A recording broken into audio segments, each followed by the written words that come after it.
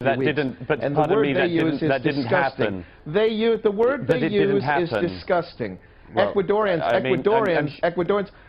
It didn't happen because hundreds of it didn't happen because hundreds of people came out to vigil for it. Hundreds of British people. It didn't happen because it didn't happen. We are talking about something that didn't happen, so if we could move on. It didn't happen because we're vigilant. It didn't happen. Mr. Timmins, maybe you could explain. Mr. Timmins, maybe you could explain this. Let's move on I'm hearing to right about now. these documents. Shall we move on to right now? From the Australian government. Maybe you can answer this, Mr. Timmins, seeing as you know the subject so well. Documents from the Australian government are raising, once again, these questions about what Assange's message is. Apparently, one showed that Australian officials had tried to contact Assange 8 times at the Ecuadorian embassy. He refused their help. What do you think is behind that? Could they help him?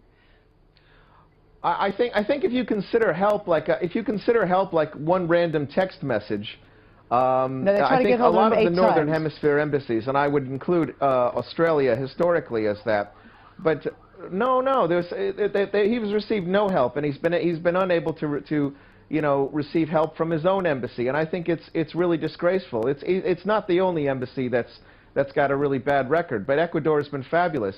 There's a police station that has been ad hoc set up right next to the Ecuadorian embassy, and I can tell you that it's been a very threatening presence. And I think that's the thing that most people find shocking. They find it shocking that the UK thinks that it can invade a sovereign embassy like Ecuador. Could I just clear this up? Sorry, could I just clear this up again? Because what Mr. Assange's supporter is showing, as Mr. Assange's supporters have pretty much all along, that you can get almost anywhere in this story if you make up your own facts. There is no evidence that the British police sought to storm the Ecuadorian embassy the other night. It is not something that the British police make any kind of a habit of. The British government has said that there was no such thing happening. And again, we see, instead of talking about Ecuador or about Mr. Assange, again his supporter turns it on to the British government, as if it is Britain that is the country that is sort of stampeding over all rights. So you're the one who's trying to turn it around. With respect, I'm not making up facts as I go along. The British police, if they think they ought to have, a presence near the Ecuadorian embassy, and I think they should, first of all, because there are large crowds of supporters of Mr. Assange's meeting up, and secondly, because if Mr. Assange does finally come out of the embassy, the British police will and should arrest him for, among other things, skipping his bail. Now, that isn't an unwise thing to do. It isn't unwise to have police in that position. What is not true, however, is that the British police sought to or attempted to storm the Ecuadorian embassy. This is, as I say, from Mr. Assange down to all of his supporters, simply another attempt to make up facts as they go along and persuade everybody else that the la-la land they inhabit is the real world. Okay, Mr. Qureshi, any idea? I mean, clearly this is a very emotive issue, a lot of emotions involved here. I mean, how does that play, taking all this into account, how does that play into the legal framework that will allow him to leave or stay in the country? The legal framework, let me just explain. You've got this extant extradition request, which has been tested at the highest level in our courts and found to be justified.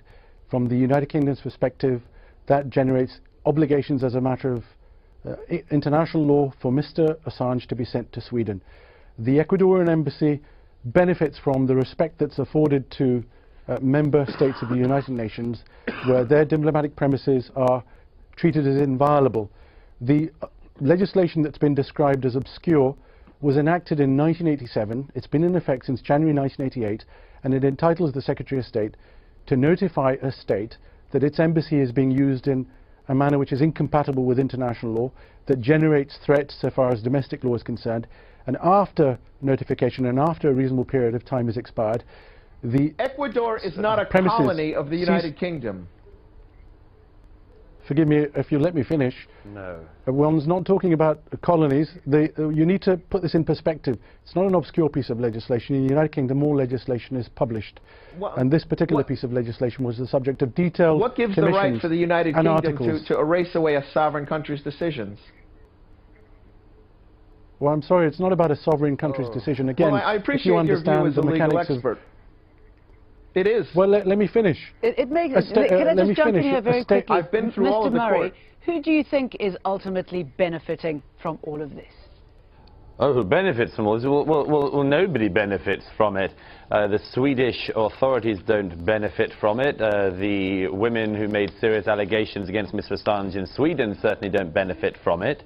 I suppose it could be argued that Mr. Assange benefits from it in some way, in boosting his personal profile and, of course, continuing to extend his own personal fight to avoid any kind of answering to his accusers by turning it continuously into an issue about something or someone else. And okay, we see Mr. Murray, we're going to have to leave it there because it's the end of the program. This is solely about Mr. Assange going to face justice. Walking out. So thank you, all three of you, so much for joining us for this rather passionate debate. Mr. Kawa Qureshi in London, Douglas Murray in London, and Anthony Timmins, who's left his seat in London as well. Thank you for joining us, watching this edition of Inside Story. We'd love to hear from you, of course. Email your thoughts to us at insidestory@aljazeera.net. From me, Jane Dutton, and the Inside Story team, goodbye for now.